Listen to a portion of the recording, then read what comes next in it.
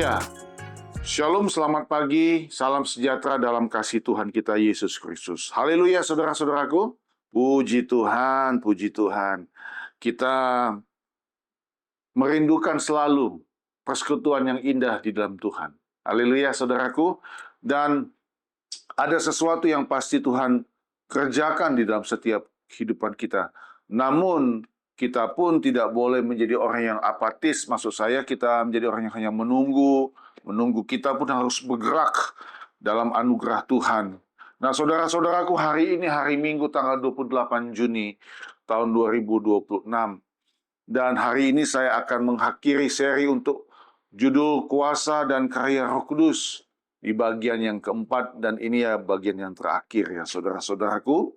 Untuk judul Kuasa dan Karya Roh Kudus, tentunya pelajaran kita dalam Kisah Rasul ini akan tetap terus. Nanti saya tentu memohon pimpinan Tuhan, mohon bimbingan Roh Kudus, apa yang harus kami sampaikan ya Tuhan untuk firman Tuhan di minggu-minggu yang akan datang. Tuhan pasti menyertai, Tuhan pasti berkata-kata bagi saya dan saudara. Nah saudara, simaklah baik-baik hari ini firman Tuhan, dan kita percaya ada sesuatu yang luar biasa yang Tuhan akan berikan menjadi satu bekal dan kekuatan rohani dalam hidup kita sebagai orang percaya. Mari bersama-sama kita membuka Kisah Para Rasul pasal yang ketiga, ayat 11 sampai dengan ayat 26. Tentunya masih ada hubungan dengan Kisah Rasul pasal 3, ayat 1 sampai 10 yang minggu lalu saya sudah bagikan kepada kita semua. Nah saudara, mari membuka Alkitab kita. Bapak Ibu, saudara-saudari yang saya kasihi, mari kita mau melihat dan membaca. Saya akan baca buat kita semua dalam Kisah Para Rasul pasal 3, ayat 11 sampai ayat 26. Lembaga Alkitab Indonesia memberikan judul di sini Khotbah Petrus di Serambi Salomo. Perhatikan mulai ayat 11. Karena orang itu tetap mengikuti Petrus dan Yohanes, maka seluruh orang banyak yang sangat keheranan itu datang mengerumuni mereka di Serambi yang disebut Serambi Salomo. Petrus melihat orang banyak itu lalu berkata, "Hai orang Israel, mengapa kamu heran tentang kejadian itu? Dan mengapa kamu menatap kami seolah-olah kami membuat orang ini berjalan karena kuasa atau kesalehan kami sendiri? Allah Abraham, Ishak, dan Yakub, Allah nenek moyang kita, telah memuliakan hambanya, yaitu Yesus, yang kamu serahkan dan tolak di depan Pilatus, walaupun Pilatus berpendapat bahwa ia harus dilepaskan. Tetapi kamu telah menolak yang kudus dan benar, serta menghendaki seorang pembunuh sebagai hadiahmu. Demikianlah ia, pemimpin kepada hidup, telah kamu bunuh, tetapi Allah telah membangkitkan dia dari antara orang mati, dan tentang hal itu kami adalah saksi. Dan karena kepercayaan dalam nama Yesus, maka nama itu telah menguatkan orang yang kamu lihat dan kamu kenal ini. Dan kepercayaan itu telah memberi kesembuhan kepada orang ini di depan kamu semua. Hai saudara-saudara, aku tahu bahwa kamu telah berbuat demikian karena ketidaktahuan, sama seperti semua pemimpin kamu. Tetapi dengan jalan demikian, Allah telah menggenapi apa yang telah difirmankannya dahulu dengan perantaraan nabi-nabinya, yaitu bahwa Mesias yang diutusnya harus menderita. Karena itu, sadarlah dan bertobatlah, supaya dosamu dihapuskan, agar Tuhan mendatangkan waktu kelegaan dan mengutus Yesus yang dari semula diuntukkan bagimu sebagai Kristus. Kristus itu harus tinggal di sorga sampai waktu pemulihan segala sesuatu, seperti yang difirmankan Allah dengan perantaraan nabi-nabinya yang kudus di zaman dahulu. Bukankah telah dikatakan Musa, Tuhan Allah akan membangkitkan bagimu seorang nabi dari antara saudara-saudaramu, sama seperti aku.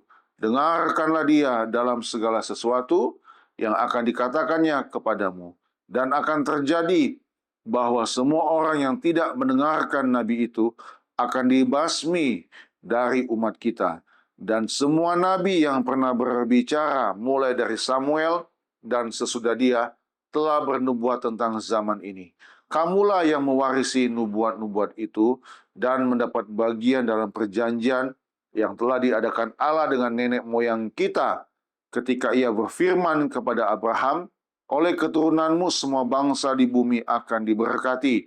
Dan bagi kamulah pertama-tama Allah membangkitkan hambanya dan mengutusnya kepada kamu, supaya ia memberkati kamu dengan memimpin kamu masing-masing kembali dari segala kejahatannya.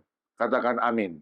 Saudara-saudaraku, ini tentu bisa dikatakan khotbah Petrus yang sangat luar biasa. Ya, saya percaya kuasa urapan Roh Kudus memenuhi kehidupan Petrus juga bersama dan Yohanes. Kalau kita mengamati saudara-saudaraku dan membaca yang pernah saya sampaikan, Petrus pun waktu berkhotbah di hari Pentakosta pun begitu menggebu-gebu dalam kuasa dan urapan Tuhan. Dan perhatikan saudaraku, dalam setiap khotbah Petrus, ya, dia selalu meninggikan dan memuliakan Kristus. Dia menyentil atau menegur bangsanya sendiri, bangsa Yahudi, orang Israel, atas sikap mereka kepada Yesus Kristus. Dan inilah harus yang menjadi satu tolak ukur bagi kita sebagai orang percaya di dalam Tuhan. Hari lalu saya membuat satu status, saudara-saudaraku. Keberhasilan bukan tanda kita setia kepada Tuhan. Orang yang serius dan setia kepada Tuhan, dia harus hidup sesuai Kristus, memberitakan Injil Tuhan. Hidup setia di dalam Tuhan. Dan berbeda sekali saudara-saudara, kalau kita mengamati, melihat bagaimana kualitas dari seorang hamba Tuhan bernama Petrus ini. Ya, begitu luar biasa, tidak ada sedikitpun ketakutan di sana, tidak ada sedikitpun keraguan dalam dia untuk menyampaikan firman Tuhan. Nah, saudara-saudaraku, saya heran kalau kita di zaman sekarang ini, sekalipun kita sudah lama menjadi orang Kristen, kita menganggap enteng, sudah biasa saja mendengarkan firman Tuhan. Tidak, saudara-saudaraku. Saya ingin katakan di tempat ini kepada kita semua, mari buka hatimu, mari buka lebar-lebar hatimu. Lihat, kebenaran firman Tuhan itu pasti akan selalu mengingatkan dan menegur setiap orang percaya di dalam Tuhan. Haleluya, saudara. Itulah sebabnya pagi ini saudara lihat bahwa bagian inilah yang penting yang saya bilang di sini di catatan buku saya. Salah satu bagian penting, Petrus dan Yohanes memberitakan kepada bangsanya tentang Yesus Kristus yang ditolak oleh mereka. Itu ada di dalam ayat ke-14. Ya, tetapi kamu telah menolak yang kudus dan benar. Nah, saudara, sebelum saya masuk lebih jauh lagi pada hari ini, saya mau berkata kepada saudara, buka hati saudara. Ya, jangan menolak firman Tuhan. Ya, tanggung jawab ada pada kami sebagai hamba Tuhan, sebagai gembala, untuk mengingatkan sidang jemaat Tuhan. Namun kalau saudara juga tidak memiliki hati yang lemah lembut, tidak memiliki kerendahan hati, tidak mau membuka hati saudara, firman itu akan menjadi sia-sia. Bukan firmannya sia-sia, maka itu tidak akan berguna bagi hidup saudara. Waktu ini sudah waktu dekat, saudara-saudaraku. Ya, saya dan Ibu Gembala, kami sudah membaca masuk dalam kitab Wahyu untuk kami pembacaan Alkitab kita di bagian di doa pagi. Ya, begitu kerasnya tulisan Rasul Yohanes yang ada dalam kitab Wahyu, saudara-saudaraku. Diingatkan kepada kita semua bahwa waktunya Tuhan sudah dekat. Nah, saudara-saudaraku, perhatikan sekali lagi. Saya ingin kita melihat firman Tuhan ini, dan tentu ada pelajaran rohani yang menjadi satu perenungan bagi setiap kita. Haleluya, saudara-saudaraku. Nah, saudaraku, khotbah Petrus di Serambi Salomo ini, ya, disampaikan oleh Petrus setelah pengemis yang ada orang lumpuh yang setiap hari diletakkan di pintu gerbang bait Allah mengalami mujizat kesembuhan. Minggu lalu saya sudah sampaikan ini kepada saudara semua. Ya, perhatikan ini saudara-saudaraku. Ya, mereka orang-orang Israel ini heran dengan mujizat yang dialami oleh orang lumpuh tersebut. Saudara-saudaraku, inilah orang-orang yang hanya melihat segala sesuatu dengan logika, ya, logika. Kalau Petrus dan Yohanes memang benar-benar sudah mengalami, ya, bersama dengan Yesus, dan di depan mata mereka banyak mujizat yang guru mereka, rabi mereka, Tuhan mereka Yesus Kristus lakukan itu semua. Dan orang-orang itu heran, saudara-saudaraku, mengapa bisa sembuh. Saudara, memang semakin ke sini, semakin kita mau melakukan hal yang luar biasa untuk Tuhan, akan selalu ada cibiran. Akan ada selalu cibiran-cibiran, ketidaksukaan, bahkan ketidakpercayaan. Dan pagi ini saya mau baca sesuatu, saudaraku. Hidup kita tidak ditentukan apa kata orang. Hidup kita ditentukan apa kata firman Tuhan. Haleluya. Hidup kita ditentukan apa kata firman Tuhan. Nah, itulah sebabnya saudara-saudaraku, kita lihat apa yang menjadi satu pelajaran bagi kita semua pada pagi harinya. Yang pertama, saudaraku, kita membaca kembali Kisah Rasul pasal yang ketiga ini, ayat 11 sampai dengan ayat 12. Karena orang itu tetap mengikuti Petrus dan Yohanes, ini orang yang lumpuh itu ya saudaraku, maka seluruh orang banyak yang sangat keheranan itu datang mengerumuni mereka di serambi yang disebut serambi Salomo. Petrus melihat orang banyak itu lalu berkata, "Hai orang Israel, mengapa kamu heran tentang kejadian itu? Dan mengapa kamu menatap kami seolah-olah kami membuat orang ini berjalan karena kuasa atau kesalahan kami sendiri?" Saudara, boleh dicatat ini yang pertama.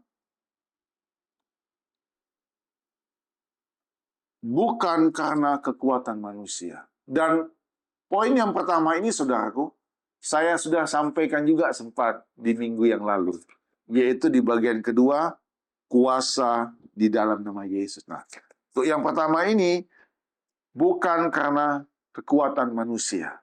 Segala sesuatu yang terjadi dalam hidup ini, saudara-saudara, bukan karena kekuatan manusia. Perhatikan ini. Petrus menegaskan kepada orang banyak itu, orang Israel yang ada di dekat serambi Salomo itu, ya, yang takjub bahwa kesembuhan itu terjadi. Petrus menjelaskan, "Hai orang Israel, mengapa kamu heran tentang kejadian itu?" Petrus menjelaskan, itu bukan hasil dari kebaikan, kehebatan, bahkan kesalehan para rasul. Bukan. Melainkan karena kuasa iman dalam nama Yesus. Jadi poin yang pertama, bukan karena kekuatan manusia. Dan pelajaran apa yang sangat penting di sini, saudara-saudara? Inilah hamba Tuhan yang rendah hati, yang tidak mau mencuri kemuliaan Tuhan. Saudara, berapa banyak di antara kita yang merasa hebat dalam hidup ini, yang merasa kuat dan mampu dalam hidup ini. Saya mengingatkan, Alkitab sudah mengatakan ya saudaraku, jangan kamu tinggi hati. Jangan kamu sombong dalam hidup ini. Banyak contoh yang tertulis dalam firman Tuhan.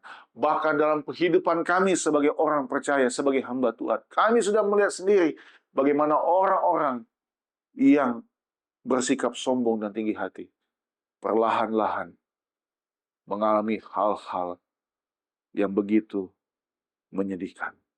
Saudara, ini firman Tuhan. Ingat, hidup ini cuma kemurahan Tuhan. Kalau saya mau membaca, inilah pentingnya kita banyak baca firman Tuhan. Nah, ini barusan saya percaya Tuhan memberikan firman Tuhan ini. Kita buka bersama, walaupun tidak ada buku catatan khotbah saya, Efesus pasal yang kedua. Saya perlu untuk menyampaikan ini. Inilah saya bersyukur kepada Tuhan. Terima kasih Roh Kudus, karena Engkau menunjukkan kembali ayat firman Tuhan ini, yaitu dalam Efesus pasal yang kedua. Bapak, saudara perhatikan apa kata firman Tuhan? Ayat 8. Sebab karena kasih karunia kamu diselamatkan oleh iman. Itu bukan apa? Bukan hasil usahamu, tetapi pemberian Allah. Ayat 9. Itu bukan hasil pekerjaanmu. Jangan ada orang yang apa saudaraku? Memegahkan diri. Dengan kata lain, jangan ada di antara kita yang mengalami kasih karunia Allah, merasa kita hebat, merasa kita sudah kuat, merasa kita mampu. Jadi saudara-saudaraku, orang-orang Israel itu takjub. Wow, luar biasa ini. Ya kan? Ini luar biasa nih Petrus sama Yohanes. Nah, itulah kuasa dan karya Roh Kudus ya, saudaraku. Amin. Itulah kuasa dan karya Roh Kudus. Memang saudara, untuk menjaga hati itu tidak gampang. Ya. Untuk menjaga hati tidak gampang. Sulit memang. Tapi kita memohon kuasa Roh Kudus. Tuhan, supaya kami tetap rendah hati di hadapan Tuhan dan sesama. Semakin hidupmu diberkati Tuhan, semakin hidupmu tinggi, akan banyak hal yang kau alami. Biasanya itu sangat harus berhati-hati ya, saudara-saudaraku. Nah, jadi yang pertama, bukan karena kekuatan manusia. Saya tambahkan lagi dalam Kisah Rasul ini di ayat 16-nya, saudara-saudara. Di ayat 16-nya. Ayat 16-nya berkata begini. Dan karena kepercayaan dalam nama Yesus, maka nama itu telah menguatkan orang yang kamu lihat dan kamu kenal ini. Dan kepercayaan itu telah memberi kesembuhan kepada orang ini di depan kamu semua. Ini luar biasa, saya mau katakan. Ini Petrus bersama Yohanes ini sangat-sangat luar biasa. Ya, mereka tidak ada sedikit pun sedikit untuk memuliakan diri mereka sebagai seorang hamba Tuhan.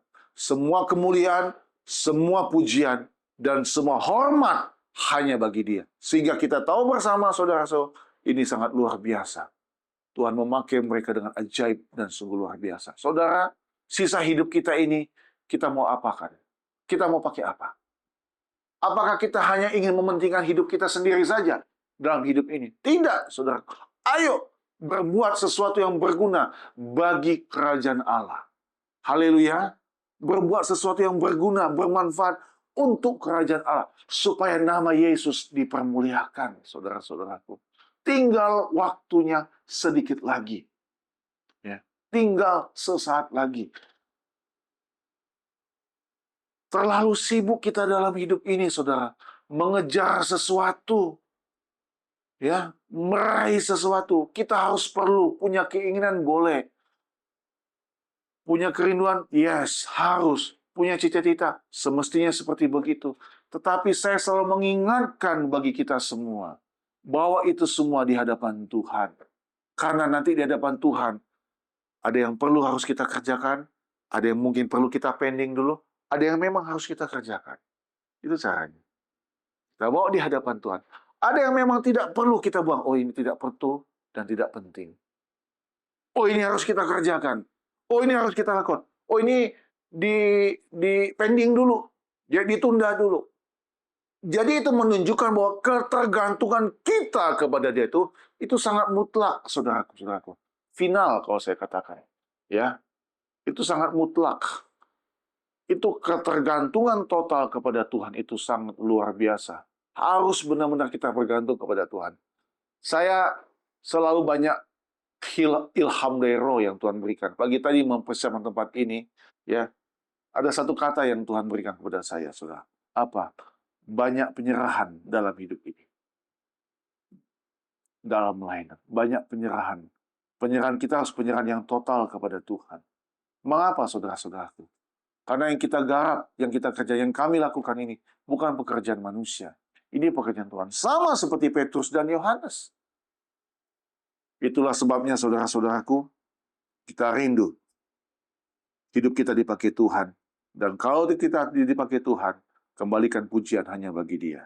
Itu yang pertama, bukan karena kekuatan manusia. Yang kedua, saudara, mari kita membaca kembali Kisah Rasul, pasal yang ketiga ini, ayat 13-15. Saya baca bagi kita semua ya, saudara tolong simak, ayat 13 sampai dengan 15 ya.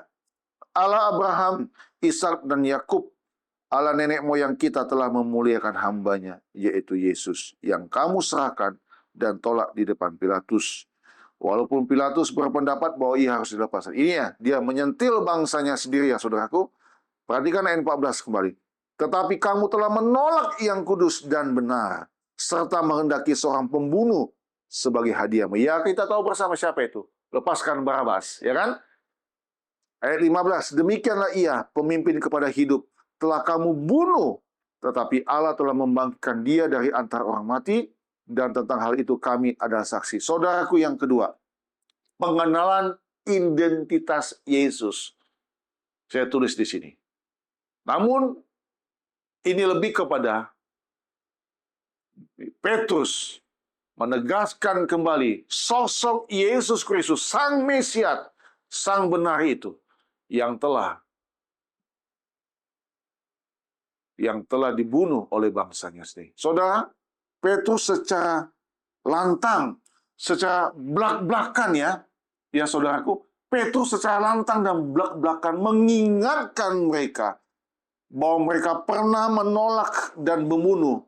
Perhatikan ini, yang kudus dan yang benar. Atau dalam catatan saya di sini, dalam tanda kurung, pencipta kehidupan. Tetapi puji Tuhan, Allah membangkitkan Yesus Kristus dari kematian. Dan saudara harus tahu, para rasul adalah saksinya. Jadi kita tidak usah berdebat dengan orang lain yang tidak percaya tentang kematian penyaliban Yesus. Kita tidak usah berdebat, saudara. Biarlah Alkitab yang akan membela dirinya sendiri. Ada orang yang percaya, puji Tuhan. Ada orang yang diselamatkan dengan karya Yesus, puji Tuhan. Tapi ada juga orang yang tidak percaya. Kita tidak boleh marah, kita tidak boleh benci. Tapi tugas kita adalah memberitakan Injil seperti Petrus dan Yohanes. Ada amin, saudaraku? Semangat, saudara. Inilah hidup kita. Ini yang membuat kita bergairah dalam hidup ini. Petrus menyindir, menyentil secara belak-belakan. Ini orang luar biasa. Benar-benar hamba Tuhan yang luar biasa. Tidak takut mati, saudaraku. Ya, siapa tahu waktu dia ngomong begitu, ada orang yang pernah memang menyalibkan Yesus. Pada waktu itu. Bayangkan, itu kan setelah 40 hari, Yesus diangkat ke sorga, dan 10 hari mereka berdoa di kamar loteng Yerusalem, hari ke-50. Ini bisa juga hari lebih ya, di atas hari ke-50. Jadi masih boleh dikatakan masih hangat-hangatnya itu, ya. Dan dia tidak takut, saudara-saudaraku. Bapak Ibu, jangan pernah takut. Kalau engkau mau dipakai Tuhan, artinya ada sesuatu yang Tuhan akan kerja dalam hidupmu. Pagi ini saya baca renungan yang luar biasa juga tentang anak muda, saudara-saudaraku. Ya, kecil apapun usahamu, anak muda, apapun yang bisa kamu lakukan, kamu akan dipakai Tuhan. Nah, kalau ada anak muda yang menonton video khotbah ini, perhatikan apa kata saya. Apapun yang bisa kamu kerjakan, walaupun itu kecil dan sederhana, lakukan dengan setia. Di sanalah engkau akan dipakai Tuhan untuk kemuliaan bagi namanya. Haleluya, saudaraku. Ini yang kedua, pengenalan identitas Yesus. Harus kita tahu. Jadi saudara harus baca firman Tuhan. Siapa Yesus? Sang Mesias, yang kudus dan benar. Orang Israel membunuh mereka. Di sini saya tulis pencipta kehidupan yang dibunuh oleh mereka. Nah, saudara, ingat, Alkitab berkata, pembalasan itu adalah haknya Tuhan. Ya, pembalasan adalah haknya. Saya sekali lagi mau bersaksi kepada, saya bersyukur saudara-saudaraku, ya, bahwa kalau kita bisa membaca firman Tuhan, ada banyak kebenaran Tuhan yang Tuhan taruh di hati dan pikiran kami. Ada sesuatu. Jadi setiap kita berbicara dengan siapapun, ya, ada satu dorongan roh yang ingin kita bagikan firman Tuhan. Iya, tanpa kita sadar, saya ingat tanpa saya sadar, setiap perkataan saya juga harus dipilih-pilih. Dipilih begini, sesuatu yang baik. Karena Alkitab kata, semua yang baik, semua yang benar, semua yang suci, dan patut pikirkanlah itu. Firman Tuhan mengatakan begitu. Jadi bukan kata yang sia-sia yang kita ngomongkan. Nggak bermanfaat. Kalau bahasa orang-orang ngomong, ngalur ngidul, nggak ada guna. Apa? Perkataan firman. Perkataan firman. Kita tidak pernah tahu, saudara-saudaraku. Setiap perkataan kita, itu ada kuasa mengalir yang dari surga. Itu yang namanya pencipta kehidupan. Kita tidak tahu, lawan bicara kita mungkin sedang mengalami satu peristiwa yang tidak enak dalam hidupnya. Waktu dia mendengarkan kita berbicara, apalagi kalau kita berdoa, ada satu kekuatan yang dia terima. Ya kan? Itu rahasia ilahi. Maka itu saudara-saudara, praktekkanlah ini firman Tuhan. Ya, katakanlah firman Tuhan. Jangan perkataan kesusahan, kesulitan. Yes, memang kadang-kadang kita mengadu atau mengeluh. Bolehlah, kita masih manusiawi. Tapi saya selalu bilang, jangan fokus kepada masalahmu, tapi fokus kepada Dia yang menyertai hidup saya dan saudara. Haleluya. Iya. Sekarang kan sudah zaman teknologi maju, saudaraku. Hanya dengan memencet sesuatu, kata-kata bijak, renungan firman Tuhan kita boleh sharekan, kita boleh bagikan. Haleluya. Tidak ada yang bisa mencegahnya. Ya kecuali kalau saudara tidak punya handphone, tidak punya kuota, dan tidak punya internet. Ya kan? Kita hanya jadul saja. Manfaatkan untuk kebaikan tuh. Apa yang Tuhan anugerahkan bagi hidup kita. Manfaatkan untuk kebenaran Tuhan. Oke, saudara-saudaraku. Yang ketiga, Nah, ini yang tidak boleh tidak kita perhatikan. Ini penting sekali.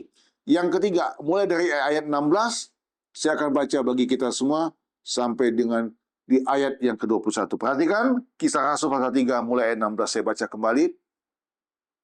Dan karena kepercayaan dalam nama Yesus, maka nama itu telah menguatkan orang. Ini dia, menguatkan orang yang kamu lihat dan kamu kenal. Saya percaya kata menguatkan, walaupun saya belum cek, saudara, menguatkan tidak saja menyembuhkan sakit lumpuhnya, tapi menguatkan imannya. Ya, dan kepercayaan itu telah memberi kesembuhan kepada orang di depan kamu semua. Ayat 17, hai saudara-saudara, aku tahu bahwa kamu telah berbuat demikian karena ketidaktahuan, sama seperti semua pemimpin kamu. Nah, inilah hamba Tuhan yang luar biasa. Tetap dia harus melihat dalam aspek yang lain. Karena dia Petrus katakan, aku tahu bahwa kamu telah berbuat demikian karena ketidaktahuan, sama seperti semua pemimpin kamu. Tetapi dengan jalan demikian, Allah telah menggenapi apa yang telah difirmankannya dahulu dengan peran-peran nabi-nabinya, yaitu bahwa Mesias yang diutusnya harus menderita. Karena itu, sadarlah dan bertobatlah, supaya apa, saudara-saudaraku? Dosamu dihapuskan, agar Tuhan mendatangkan waktu kelegaan.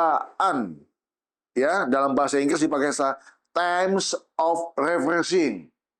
Ya, waktu kelegaan, dan mengutus Yesus yang dari semula diuntukkan bagimu sebagai Kristus. Ayat 21-nya, Kristus itu harus tinggal di sorga sampai waktu pemulihan segala sesuatu, seperti yang difirmankan Allah dengan perantaraan nabi-nabinya yang kudus di zaman dahulu. Yang ketiga, saudara-saudaraku, seruan untuk bertobat dan janji pemulihan. Haleluya.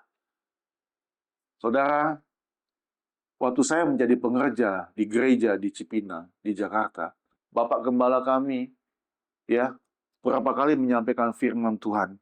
Saya masih ingat sampai sekarang, saudaraku. Ayat yang sangat sering disampaikan di ayat ke-11, ayat 19. Karena itu sadarlah dan bertobatlah, supaya dosamu dihapuskan, agar Tuhan mendatangkan waktu kelegaan. Saudara, yang ketiga, seruan untuk bertobat dan janji pemulihan. Bapak Ibu, intisari pesan Petrus ini adalah agar orang-orang sebangsanya, sebangsanya, ya, mengubah jalan hidup mereka. Change your ways, mengubah jalan hidup mereka. Ini pesan Petrus kepada bangsanya, kepada orang sebangsanya, dan berpaling menghadap Allah. Dalam catatan saya, turn to face God. Saya suka dengar lagu rohani, saya, turn your love. Berpaling kepada kasih Tuhan. Turn to face God.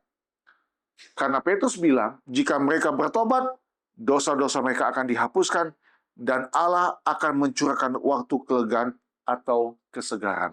Saudara, kata times of refreshing itu memiliki kesempatan bagi saya dan saudara. Ayo, Bapak Ibu, kita sama-sama yuk mau maju jalan. Bangkit. Kalau saya mengatakan ini, saya ingin menangis, saudara-saudaraku. Mengapa? Merujuk apa Alkitab katakan, berjaga-jaga dan berdoalah. Bapak Ibu, waktu itu semakin singkat. Seminggu yang lalu saya mungkin katakan waktu sudah dekat. 2 minggu lalu saya katakan waktu dekat. Hari ini saya katakan waktu dekat. Barangkali minggu depan pun saya akan katakan lagi, waktu semakin dekat. Waktu sudah dekat, Bapak Ibu. Ayo, bertobat itu benar-benar harus sungguh-sungguh meremukkan hati kita, sadar diri kita. Ya. Saya ingatkan ini semua kepada sesama saya dan saya. Kalau dulu, 2000 tahun lalu, Petrus bersama dengan Yohanes menyentil dengan lantang, ya, bangsanya sendiri. Ayo, dia katakan, sadarlah dan bertobatlah. Oke. Mungkin kamu tidak sadar apa yang pernah kamu lakukan kalau kita baca firman Tuhan. Ya, Petrus bilang, ya, kamu tidak tahu, ketidaktahuan. Kamu tidak ngerti apa yang kamu buat itu. Ya, salibkan dia. Kamu mungkin tidak mengerti, itu maksud Petrus. Ya, kalau mau dibahas, nggak mengerti. Tapi Petrus mengatakan, ayo sekarang sadar. Kalau kamu sadar dan bertobat, Tuhan akan berikan waktu kelegaan. Jadi saya pakai kata mengubah jalan hidup mereka. Change your ways dan berpaling menghadap Allah. Turn to face God. Bapak Ibu, halo saudara-saudaraku di tempat ini.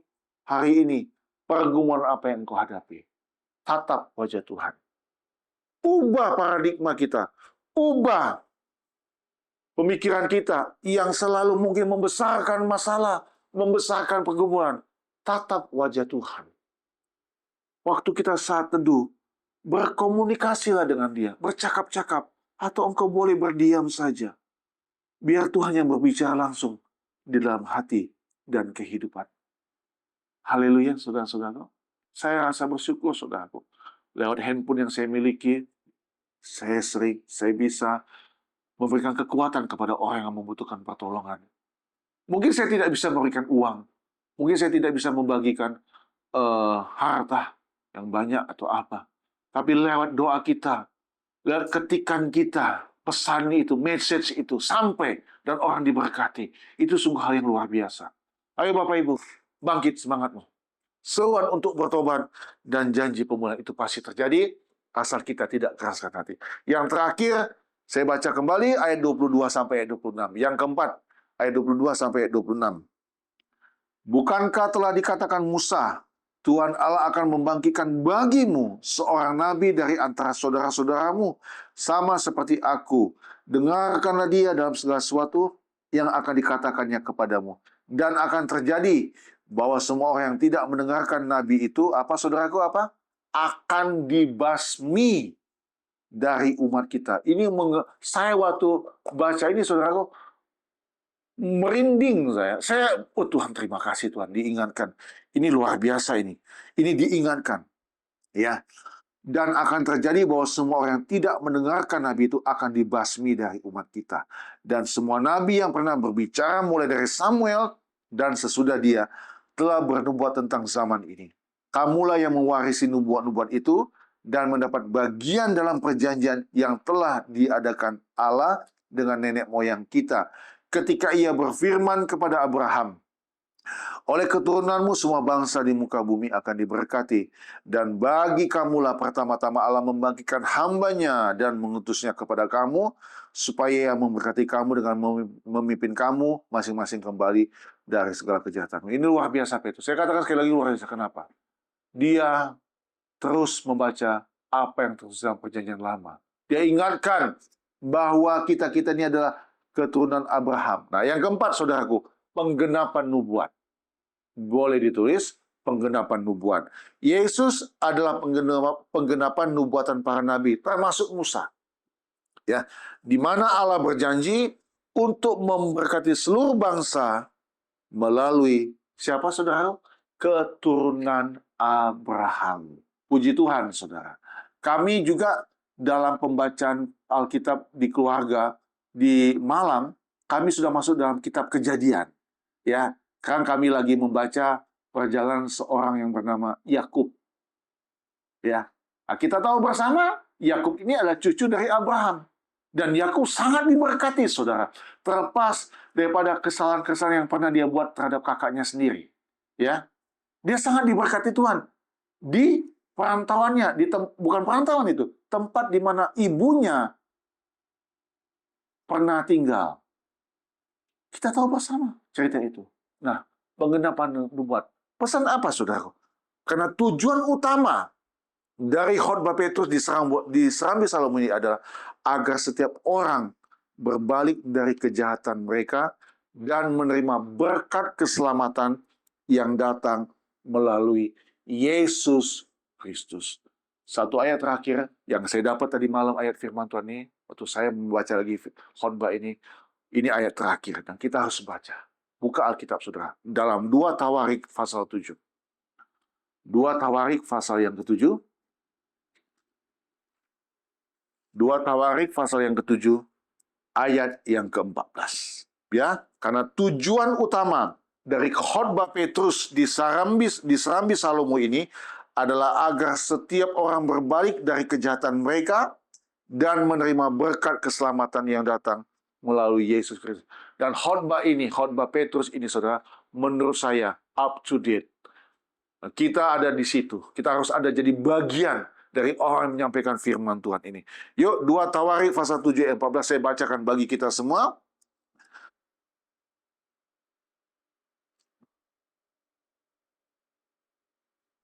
Dua Tawarik 7 ayat 14. Dan umatku yang atasnya namaku disebut merendahkan diri, berdoa, dan mencari wajahku, lalu berbalik dari jalan-jalannya yang jahat, maka aku akan mendengar dari sorga dan mengampuni dosa mereka, serta memulihkan negeri mereka. Tolong katakan amin. Aku akan mendengar dari sorga. Nah, saudara, teriakan kita, air mata kita, seruan kita, pertobatan kita, itu tertangkap oleh CCTV-nya sorga, saudara-saudaraku. Amin. Dari sorga Tuhan melihat kerinduan hati saudara, kehancuran hati saudara. Puji Tuhan, Jumat lalu kami hamba Tuhan dalam komunitas Maranatha Night Prayer, saudara, kami berdoa, bersekutu dalam doa dan puasa. Karena kita sadar hidup ini, saudaraku, masih banyak hal yang perlu dibereskan, dibersihkan, diluruskan dalam hati kita, dalam hidup kita, supaya kita benar-benar berkenan di hadapan Tuhan. Saya rasa perlu sekali lagi untuk baca firman Tuhan ini. Dan umatku yang atasnya namaku disebut merendahkan diri. Perhatikan, saudaraku, merendahkan diri, berdoa, dan mencari wajahku, lalu berbalik dari jalan-jalan yang jahat, maka aku akan mendengar dari sorga dan mengampuni dosa mereka, serta memulihkan negeri kami. Saudara, dari semua hal-hal yang bisa mendatangkan sukacita, lalu kebahagiaan, kesenangan, ya tentu kita senang ya, Tuhan memberkati kita.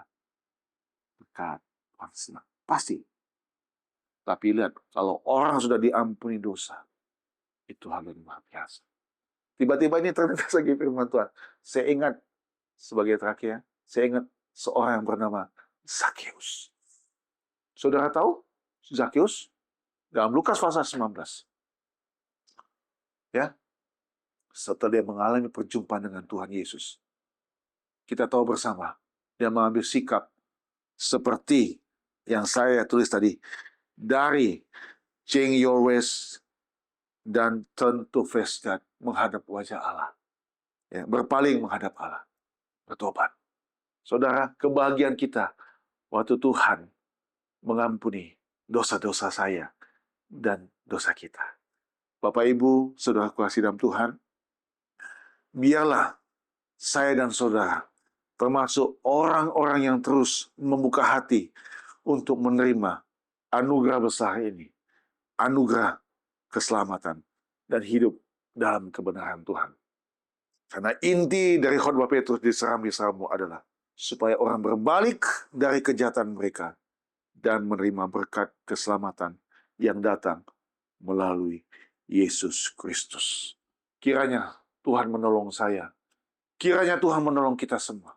Kiranya Tuhan menolong saudara untuk mau merendahkan diri, untuk mau berdoa, untuk mau mencari wajah Tuhan, untuk menghadap Tuhan, untuk selalu berkomunikasi dengan Tuhan.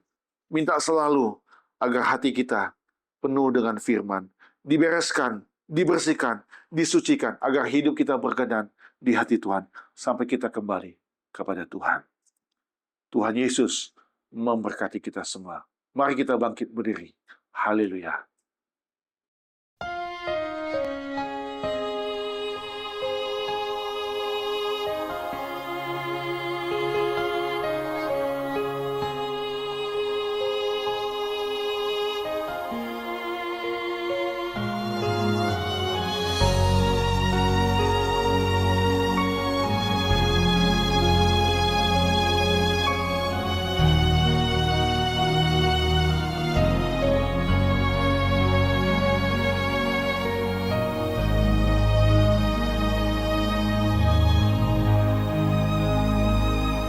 Saat tiada jalan,